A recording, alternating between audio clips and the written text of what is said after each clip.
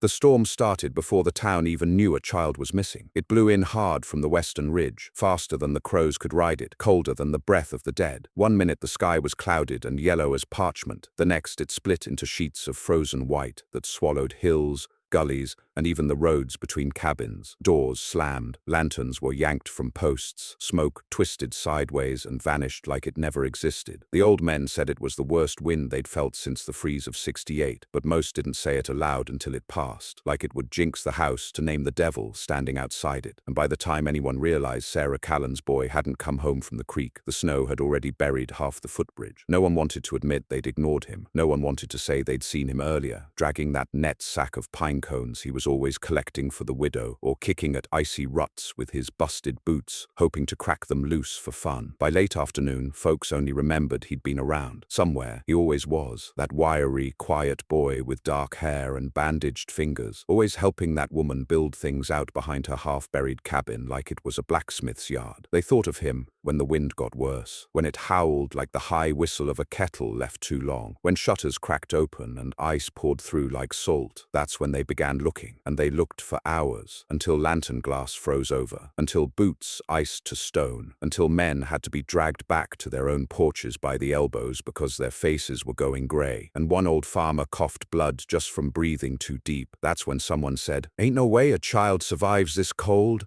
And someone else, whispering from cracked lips, "Unless he's with her." They didn't want to say her name, as if even that might bring shame, or worse, prove her right. The widow Dyer. Some called her crazy, some called her a braggart, some said she was just trying to be a man with her dirt pits and her chimneys buried like graves, but all of them had laughed when she built that thing in her backyard, half oven, half cabin furnace, dug straight into the ground like a foxhole with a chimney made of river clay and fire brick sealed with egg yolk and ash paste, said it would never draw heat, said it would choke on its own smoke, said it was a fool's furnace, and she'd die of cold the first night she tried sleeping near it. And yet, here they were, freezing in their own homes with iron stoves rattling loose on too much pine wood, and that boy might just be huddled somewhere near her clay brick bunker, alive against all odds because of the very contraption they'd mocked just weeks before. But no one was brave enough to check. Not with that wind, not with the light gone, not with the valley howling like it wanted to peel your skin off just for stepping outside. So instead,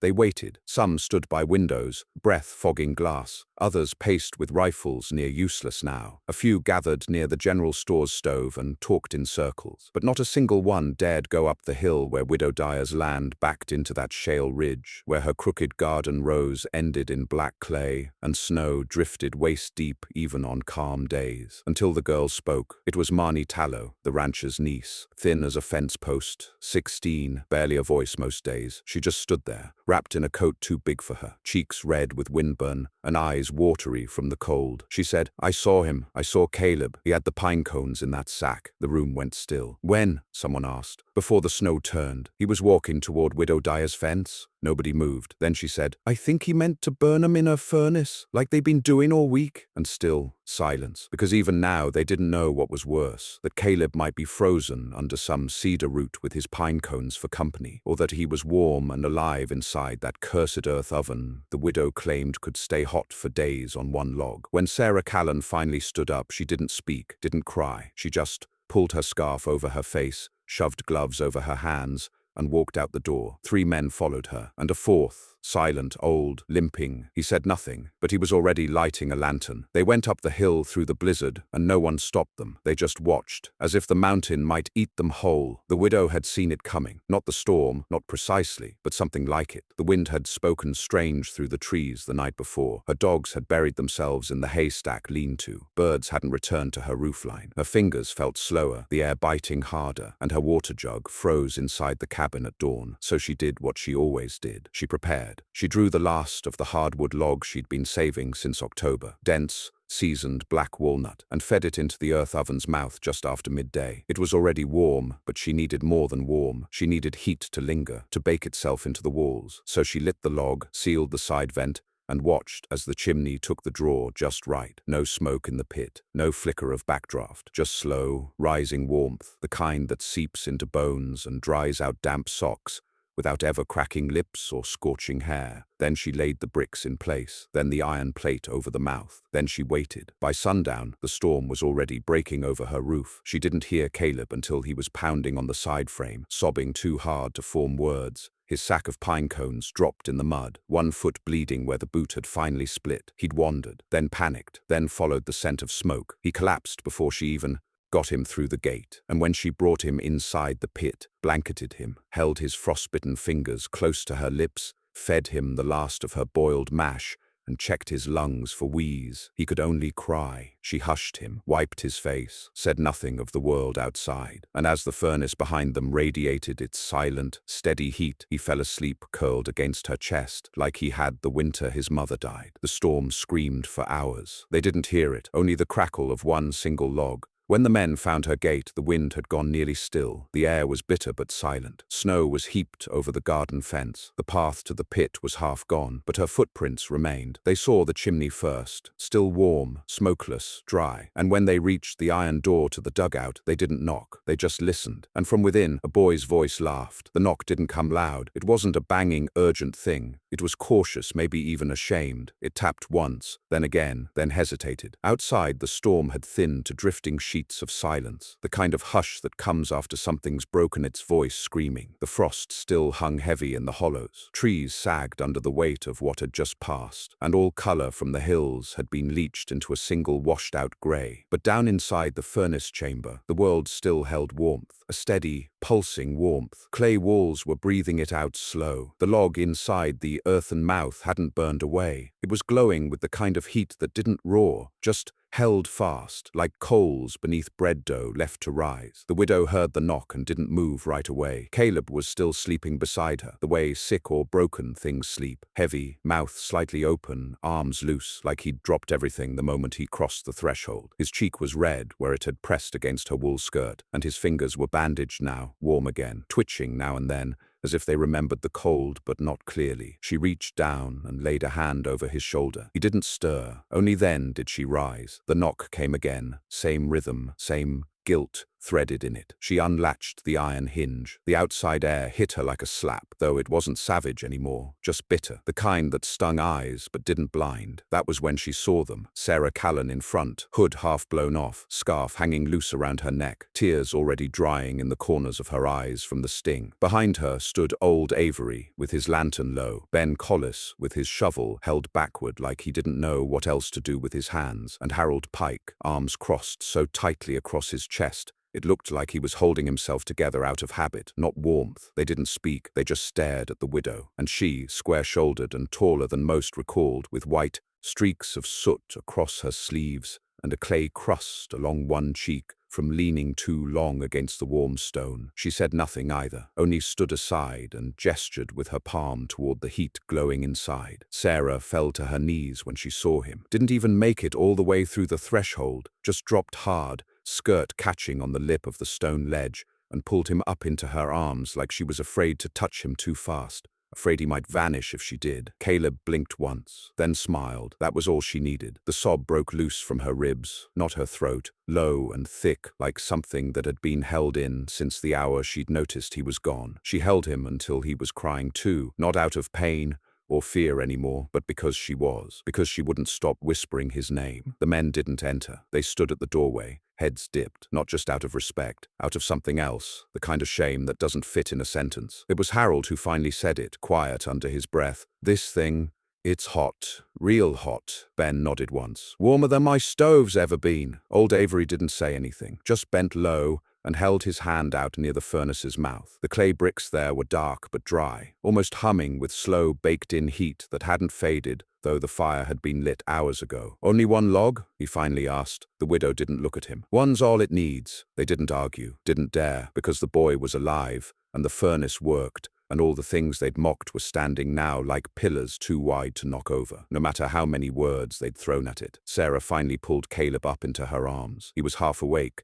still groggy from the warmth, but he wrapped around her neck like a babe. She looked at the widow, not with apology, not exactly, but with something raw in her eyes, something honest. "Thank you," she whispered. The widow didn't smile, didn't nod. She simply reached behind the furnace mouth and brought out a wrapped bundle. Caleb's pinecone sack, tied shut and still damp near the drawstring, but warm to the touch. "You'll want to dry these proper before you burn them," the widow said, handing it to her. "Sap's not out yet." Sarah hesitated, took the bundle. Then she left. The others followed, but none of them met her eyes on the way out. The town didn't speak of it the next day, not directly, not in the store, not on the porch, not in the low murmur of voices near the well. It was as if something unspoken had passed between them all, that the furnace worked, that the widow had saved a boy, and that everything they'd said before about her being foolish, about her wasting time with dirt ovens and buried flues and backwards thinking, all of it had turned to ash in the heat of a truth too obvious to deny. Still, they didn't praise her. That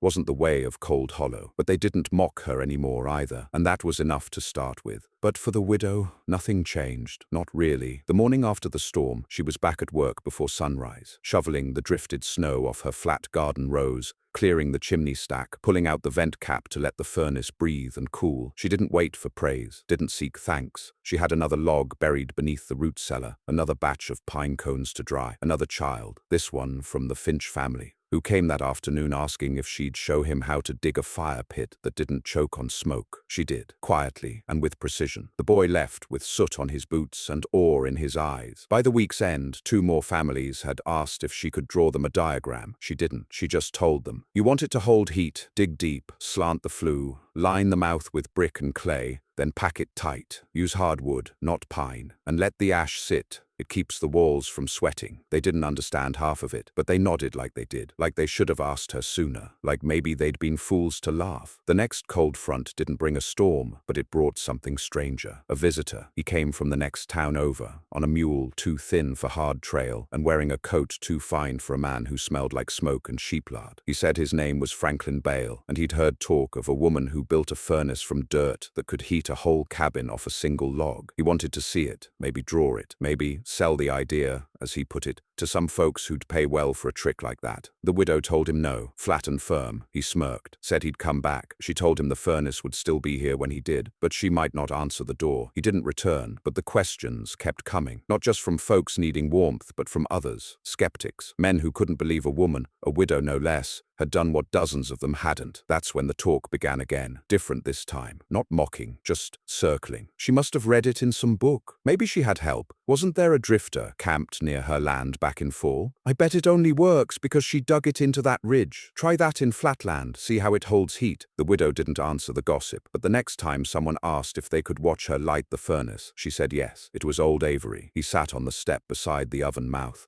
his knees pulled up to his chest while she worked in silence. She showed him the chamber, how it curved, how it narrowed near the end to trap the drawer. She packed the side with a mix of sand and clay, dampened her hand, sealed the gaps, then laid the single log. "You don't split it?" Avery asked. "Not this kind," she said. "It burns slow if you leave the heartwood intact." She lit it, waited, watched the smoke curl through the flue, then sealed the vent. By dusk, the stones were warm enough to boil mash without a flame in sight. Avery didn't say much, but the next day, he was building one in his own yard. By week's end, 2 more had started, and when the next freeze came, a dry one, sharp and sudden, they said nothing at all, just lit their buried ovens and waited for the warmth to come crawling up through the earth like something born of the land itself. And it did. But the boy, Caleb, he didn't forget, not for days, not for weeks. He returned often, always with pine cones, always quiet. He helped her patch clay. He sat beside her while she boiled mash. He learned the feel of bricks before they cracked, the smell of smoke when the drawer was wrong. One day he asked, "Did you build it 'cause you were cold?" The widow looked up from her work. The sky was clear, a rare warmth in the breeze. "No," she said. "I built it 'cause I was tired of begging for warmth from things that don't last." He didn't answer, just nodded and kept working. But something had settled in him then, something that didn't leave, a shape, a purpose. And before the spring thaw came, he was already digging a small trench in his family's yard. Just a shallow one, just a start. But it was enough to get them through the next night frost. One log, that's all it took. Spring broke hard that year, not gentle and green like folks had hoped, but loud, ugly, and defiant. The rivers surged too high too early, and the melt-off flooded every gully down into the valley. Roads collapsed in places. The main bridge by Bellows Crossing lost half its underframe before anyone could patch it. More than one homestead woke to water pooled beneath floorboards, and chickens pacing muddy yards like strangers in their own coops. And yet the frost still came at night. It hung like a ghost behind the warming wind. Just when people thought it was safe to let the stove go cold, it crept back in, thin as breath, biting as memory. Folks cursed it, fought it, lit twice the wood just to make their cabins sweat. But a few didn't panic, a few didn't burn extra, a few just lit their single log, deep in those earth ovens they'd once laughed at, and waited, quiet, warm, and that was the first sign something had shifted in Cold Hollow. That year, no one teased the widow. They watched her instead, not with pity, not with suspicion, with something sharper, hunger maybe, or regret, or plain curiosity. She still kept to herself, still worked in silence, but more and more folks found reason to pass near her plot, to ask questions not as insults, but as invitations. How deep should the flue really be? Do you line the ashpan with stone or packed earth? Would this still work if I had to build one inside my barn? She didn't answer all of them, but she answered enough. Enough to make people try. That spring, 9 earth ovens were started in town. 4 were finished. One burned the hands off a man who sealed the vent too tight and split the brick from steam pressure. He didn't blame her though, said he should have listened better. By midsummer, 2 more families had moved their beds down to rooms heated by those ovens, not just for warmth, but because it lasted, because the air stayed soft, because the walls didn't sweat, because their children stopped coughing. Some said it was witchcraft, but none said it too loud, because the real magic wasn't just in the clay or the shape or the clever way the drawer curved through the hill. It was in the memory of what it had done, of how it had saved a boy, a child. That kind of thing doesn't fade easy in a small town. Still, not all had changed. Franklin Bale returned. This time, he brought a second man, one younger, cleaner, with flat glasses and a folder full of maps. They wore hats with shiny pins and spoke in low tones about licensing rights and infrastructure grants and exportable designs. They said they could replicate her oven, mass-produce it, turn it into something marketable, a brand, a model. The Dyer Furnace, they called it. She told them to leave. They didn't. They sat on her porch, waiting, talking, loud enough for her to hear. She could retire on this. She doesn't even own the patent, not really. We could draw it ourselves. I say we dig one right here, prove the thing's not so complicated. When she came out the second time, she wasn't alone. Caleb stood beside her, taller now, skin tanned, arms marked with clay and cuts, and all the signs of a boy who'd traded softness for craft. He didn't speak, but he stood firm, eyes level, and the men, they paused. They saw something in his face. Not threat, not violence, conviction, and that was enough to unsettle them. They left before sundown, and this time, they didn't say they'd be back. That night, the widow showed Caleb something she hadn't shared with anyone else. She took him to the oldest part of her land, the western slope behind the ridge, where shale broke through the topsoil and moss grew over stone. There, hidden under a low hatch and buried beneath layers of tarp and brick, was a chamber deeper than any of her others. Not a furnace, a vault. Inside, the air was dry, still, holding warmth even in the chill of dusk. This was the first one, she told him, before they knew my name, before they mocked my work. He walked the edge slow, tracing the curve of the wall, the way the brick dipped inward. He crouched near the central vent, a tunnel he could barely see into, shaped like a bell. How does it hold heat so long? Because it remembers, she said. He looked at her. She didn't smile. You build a furnace like you build a story. You don't make the fire do all the work. You make the walls.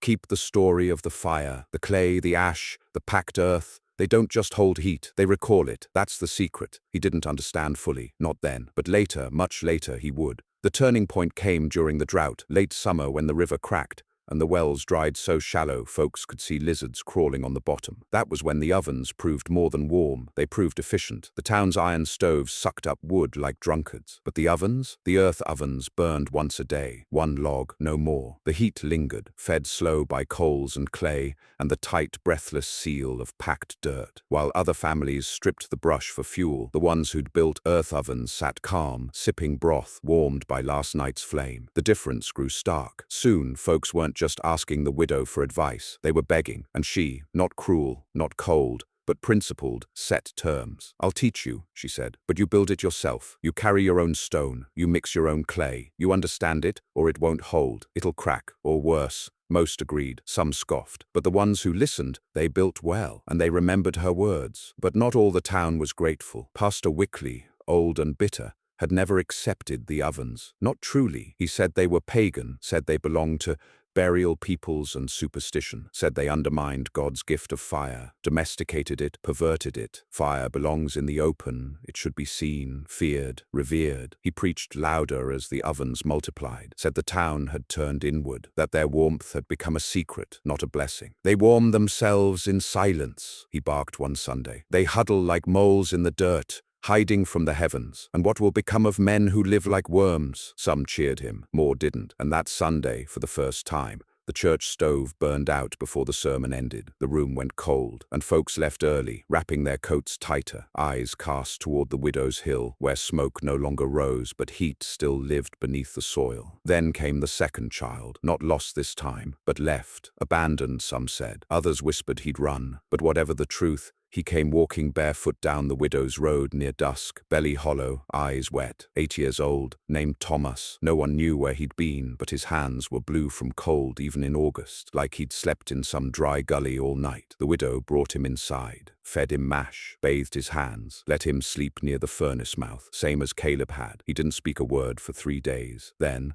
on the 4th, he asked, "Can I stay?" She said nothing, but she handed him a trowel, and he began to build. By harvest, the town had changed. No one said it outright, but the ovens were everywhere now, some fancy, some crude, some half-buried, others full chambers with benches and brick seats. The general store had begun selling split river clay in sacks. The smith offered flue grates shaped to the widow's measurements. Even the pastor's own cousin built one for the chickens, though no one believed it. Still, no one gave her credit publicly. No one named the furnace after her. No one built a plaque, and she didn't ask for one, because every log lit in silence, every child warmed without a stove, every family that slept through a frost with their breath still warm in their lungs, all of it spoke louder than any sermon or stone carving. Her legacy didn't need a name. It was felt in every floorboard that didn't creak with ice, in every night that ended in dreams, not shivers, in every child who never had to wander through the cold again, hoping some stranger's chimney would light the way home. It was the winter after the drought when the widow buried her hands in clay again, not to build, but to repair. The frost had come early that year, but crueler still was the wind that seemed to tear up from the earth instead of down from the sky. It came not like a storm, but like a pressure, seeping into foundations and trickling into seams even well-packed cabins had long forgotten. The oldest ovens cracked first, too hastily built, too dry in the mix, flues not sealed tight enough to hold the deeper drawer. Some families came to her shaking with fear in their voices, apologizing before they even knocked. Their breath turned to frost as they waited at her fence. She fixed the worst ones herself. Others she guided. Caleb and Thomas followed her now like apprentices, though she never called them that, nor they her master. They simply moved with her, learned her timing, handed her the tools before she reached for them, soaked the straw before she had to remind them. They'd become her shadow and her echo, not sons, not exactly, but something close. And through that winter, her furnace glowed steadily every night. It became not just a symbol, but a refuge. There were nights the whole town seemed to lean in her direction, as though hoping some portion of her warmth might carry on the wind. And maybe it did, because despite the cracked walls and broken flues scattered through Cold Hollow that season,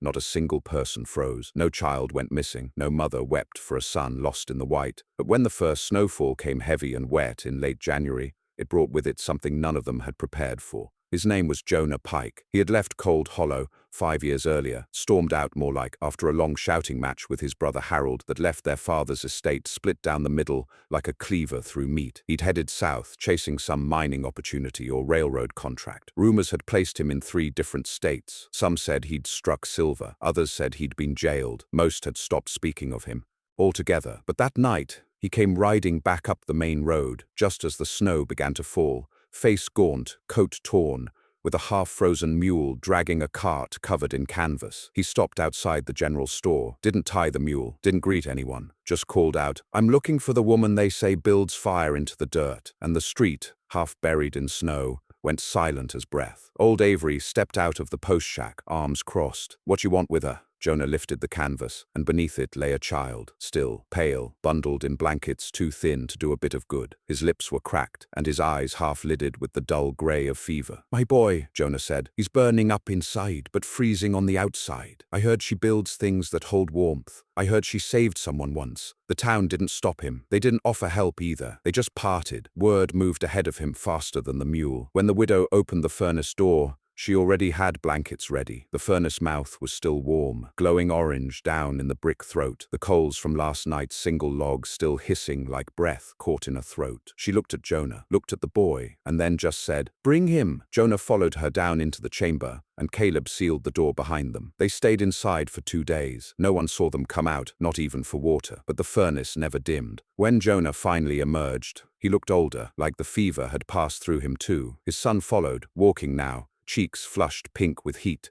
not sickness. He didn't speak, but he leaned into Jonah's side like he was afraid to break the contact. Jonah didn't meet the widow's eyes, not at first. Then he said, "I was wrong to leave, wrong about everything." She didn't reply, only placed a fresh clay brick in his hands. "Dig deep," she told him, "or the frost will take it from beneath." He nodded, said nothing more, and left, but not before bowing his head at the oven mouth like it was a chapel door. Caleb started drawing sketches after that, not because he wanted to sell anything, not like Bale and the others, but because he'd begun to understand that time was a kind of frost too, that things forgotten were like warmth let slip through a crack in the wall. He wanted to remember the shapes, the angles, the way his fingers curved over the trowel without thinking. Thomas helped him draw. Neither of them spoke much while they worked, but the cabin filled with rustling paper, with clay dust, with a quiet sense of craft that felt more sacred than any hymn. They began experimenting. A dual chamber, a smoke shelf shaped like a curved lip, a vent that could be sealed and opened with a sliding tile of slate. They built models in the garden pit and tested them at night. Some cracked, some backdrafted. One exploded and knocked the roof stone loose. But each failure brought a new lesson, and the widow watched them, not proud, not openly, but with that rare look she sometimes gave the oven mouth when it held its glow longer than expected, a private acknowledgement that something was working. That spring the town changed again, not all at once, but slow. They stopped calling it her oven. Now it was the oven. The idea of it became communal, shared, but even so, no one ever claimed it. No one said, "We built this," because deep down, everyone knew who had started it, and that mattered, not in words, not in writing, but in the way the town bent, ever so slightly, toward her property during the hardest months. She had become a kind of compass, and every fire traced its direction back to her. But still, she felt it, what was coming, the way frost speaks before it forms. It came not as weather, but as news, a telegram, folded, hand-delivered by a rider whose horse wouldn't come near the furnace chamber. He handed it to her with gloves still on. "From the south," he said. "Some engineer's office. They want to talk, offer you a position." She didn't even open it, just threw it into the embers behind her, where it vanished without a sound. But the rider lingered. "They say you're sitting on something that could change frontier heating, something cities would pay for." She looked at him, then at the faint crack in the furnace floor where she knew the ash never quite settled. "Let them build cities," she said. "Let them burn coal in towers and call it heat. This isn't meant for them." He didn't understand, but he left and never returned. That summer was the last one she'd dig with her own hands. Her joints stiffened, her breath shortened. Thomas carried the bricks now, and Caleb laid the flue stones. But she watched every step, and when the townsfolk began to build a shared oven near the chapel, a giant one, with 3 mouths and a central dome, she walked its perimeter alone at night, tapping the mortar with her knuckle, listening for hollows. She said nothing the next day, which meant they'd done it right. Then, one night, a rider came from the next valley, panicked, face red with sunburn and fear. "A child's missing," he said, "from Walker's Pass. Been gone since morning. We think he wandered north." The town paused. Sarah Callan, who had once lost her boy to frost and gotten him back, looked across the circle of gathered families. Everyone knew what she was thinking, and everyone knew what came next. So they turned, all of them, and looked toward the hill, where the furnace sat, where the widow had built warmth from dirt and breath and memory. And someone whispered, "If he's out there, she'll find him." They found the boy's prints just before dusk, half melted by sun and scattered near a line of old fence posts rotted to half height along the ridge above Dry Creek. The wind had already passed through once, dragging the soil like teeth across a floor, so all they had left were partials, heel smears, the suggestion of a dragging toe. Caleb knelt low,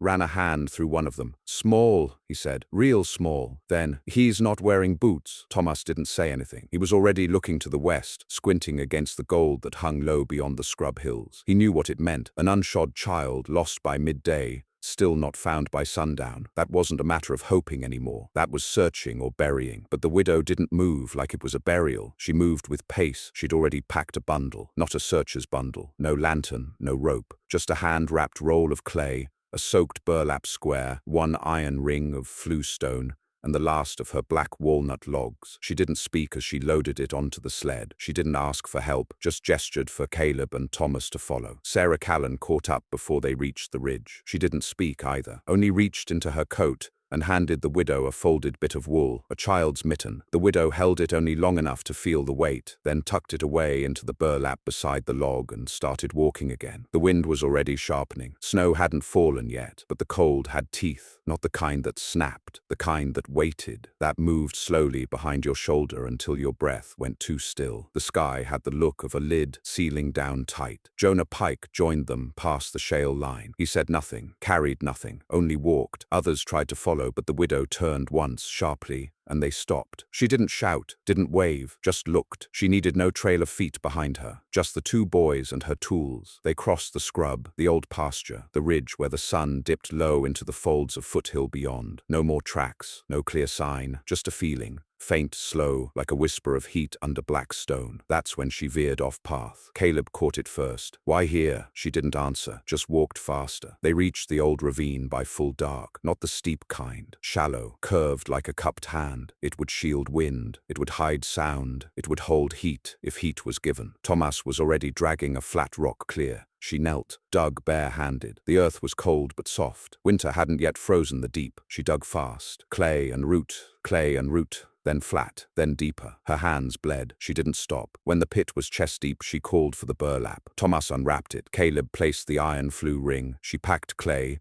lined the mouth, placed the walnut log with both hands like laying a body down gentle. She didn't light it yet. Instead, she stood, took a breath, and looked into the dark beyond the ravine. Then she called, "Boy!" Just once. Loud, firm. It echoed off stone, came back thinner. No one moved. Then again, "Boy, you got half a breath left. You crawl to this voice." Caleb flinched. Thomas looked around like he expected something to answer. Silence. Then the widow crouched low, struck her flint, and lit the corner of the walnut. The spark caught. The bark hissed. The flame bloomed. Soft, not like a torch, but like breath-warming hands. She packed the vent, sealed the edge, waited. Heat grew slow. No one spoke. The wind shifted. Then, on the edge of hearing, a sound, not a word, not a shout, just a sob, short, choked, then again, closer, then a scraping. The widow turned to face the dark, didn't move. From the tree line, a figure staggered, low, half-crawling, legs shaking. The child, face streaked in dirt and salt,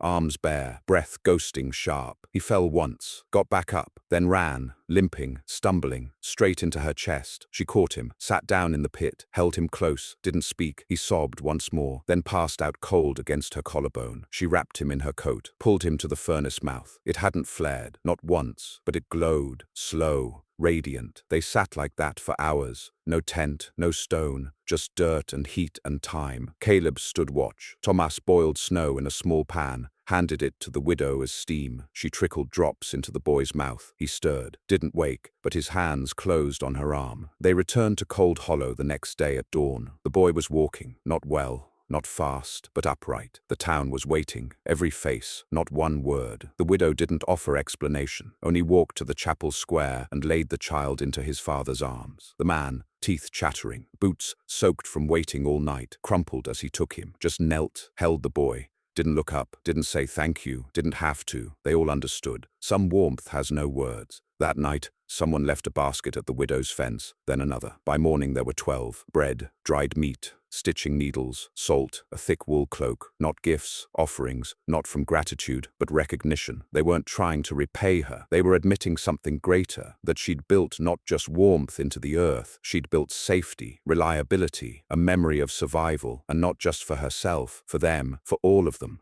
Jonah came by a week later with a girl, maybe 12, hair like ink, quiet eyes. She carried a brick under one arm. "My daughter," he said. "Then, she wants to learn." The widow looked at the girl, then at the brick. "Show me how you hold it." The girl shifted it in her hands, adjusted her fingers. The widow nodded once, then stepped aside. That spring, the general store started selling clay in blocks, not just sacks. The smith's boy began carving vent caps from iron instead of scrap tin. Sarah Callan offered to gather pine cones in bulk, tied in net sacks, dried before first frost. And the widow? She built no new furnaces. She sat most days, watched, hands stiff, back bent, but her eyes were always watching. Every stone laid, every chimney mouth, every first lighting. She watched them all, as if she were counting not fires, but children, each one carried from the cold, not by chance, not by miracle, but by remembering. That summer, the heat lingered. No frost came for months, but every oven mouth in Cold Hollow stayed swept, sealed, ready. No one ever let them go cold, just in case, because storms lie. But the earth keeps what you give it, especially warmth, especially stories, especially those lit by a single log. It was late in the season when they noticed she hadn't come out. The morning frost was mild, nothing but a silver film on the high grass, and the sun was already starting to burn it off by the time Sarah Callan noticed there was no smoke, not from the chimney vent, not from the backup stove flew on the side of the cabin. It wasn't that the fire wasn't lit,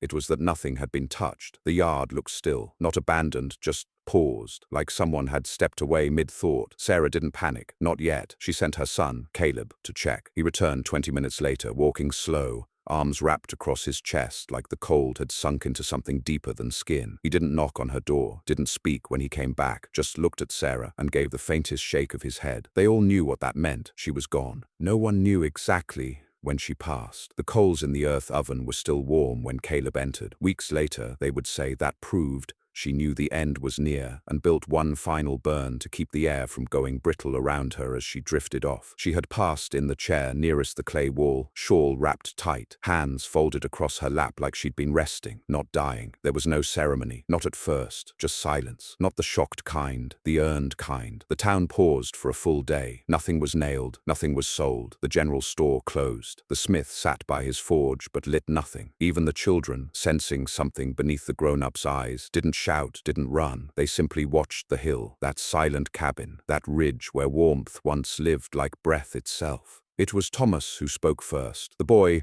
who'd once come stumbling barefoot through sleet and found a furnace instead of a closed door. He stood in the square near the chapel, small bundle in his hands, charcoal sketches of flue designs, brick patterns, her diagrams. He looked at the crowd, all those hands that had once refused her, once mocked her, once warmed themselves on what they said would never work. He didn't raise his voice, didn't need to. She never asked for a word, but I'll give her one. Then quietly, he stepped forward and placed one of the sketches, her oldest, the one with the curved chamber flue and single log core, onto the chapel door. He pressed a nail through it, left it there. No one stopped him, no one spoke. But later, others came and nailed their own things to the wood. Fragments of ash bricks, notes, a child's mitten, even a pine cone sack left by a hand too small to sign a name. No cross, no epitaph. Just pieces of what she built, what she saved, what she left behind. The cabin remained empty. No one dared move in, not for months. But when the frost returned in late October,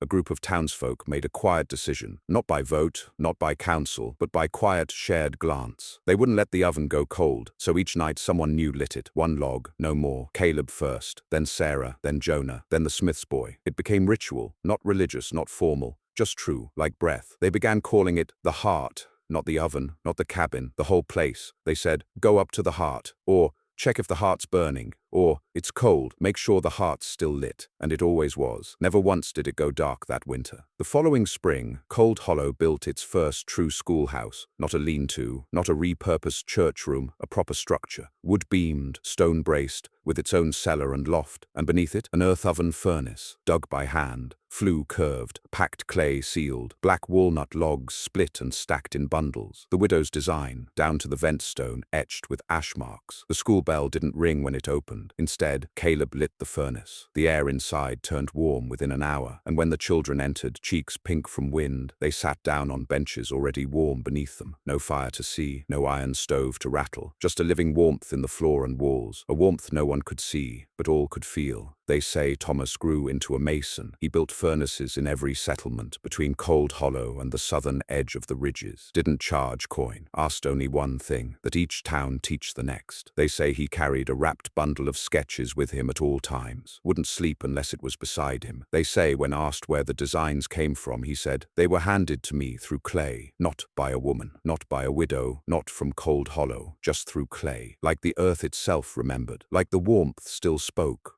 Years later, when travelers passed through and asked how the town had managed the worst winter of '84 without a single death, the townsfolk would just point to the ground. They'd say, "We buried our fires." The strangers wouldn't understand, but then they'd step into one of the homes, or the schoolhouse, or the old chapel, now rebuilt with claystone benches around a central mouth in the floor where once a pulpit stood, and they'd feel it, that impossible warmth, deep, steady, not roaring, not flickering, just there, as if it had always been, as if the land had learned how to hold it, as if it had chosen to remember. On the edge of Cold Hollow, under a ridge that faced no road, the cabin still stands. The wind has weathered the eaves, moss has crept along the fence, the chimney no longer smokes, but the earth oven is still intact. They check it now and then, just to be sure. They light it once each season, a ceremonial burn, one log, and when it glows, they say, "The heart still remembers."